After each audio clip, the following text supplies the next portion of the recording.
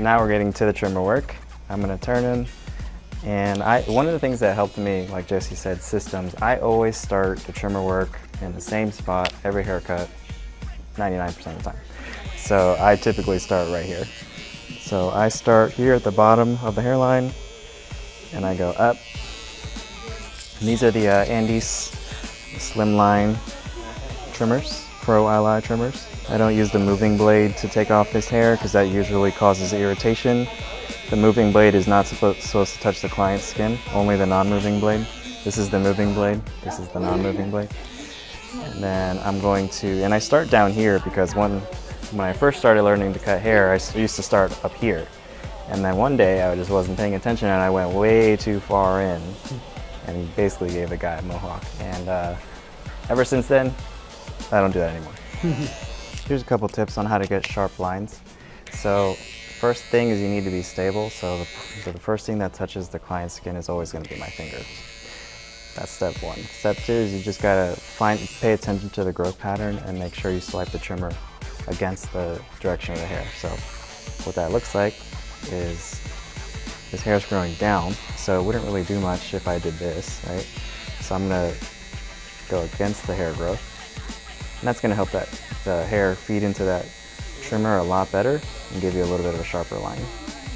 Now these aren't set super sharp, but this will work on pretty much anybody's hair type. One thing I really struggled with beard trims was getting that line, that curve, to the same spot on both sides. So I use a guide. In this case, I'm gonna use Especially when I'm missing hairs. Right. Yeah. I'm gonna use the corner of his mouth as my guide, because that's the highest point that I can see. And then we can always lower it if you want to. Just make up a line. Yeah. We can put some color in there if you want. Whenever I'm squaring a neckline, I used to really hate doing square necklines when I first started. So what I found that helps is you start in the middle, work your way out from there. So what that looks like, even though it's hard to see on his hairline, you start here, go half the width of the trimmer blade over, another half of the width of the trimmer blade over, and then you just keep doing that until you got a neckline.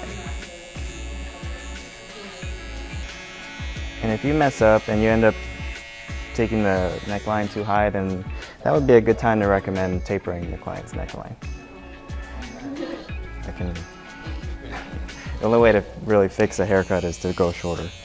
And he's doing a good job, but also if you're having trouble doing a square neckline, it could be that the client's looking down too far because that kind of changes the line. And it's essentially you're making like a rainbow shape while they're looking down, and when they look back up, you'll see that it's curved. So you don't want your client to look too far down whenever you're doing a neckline. They can look down a little bit, but not like chin to their chest, because otherwise that's going to be a curved line when they look back up. Now Jesse's hairline isn't that bad.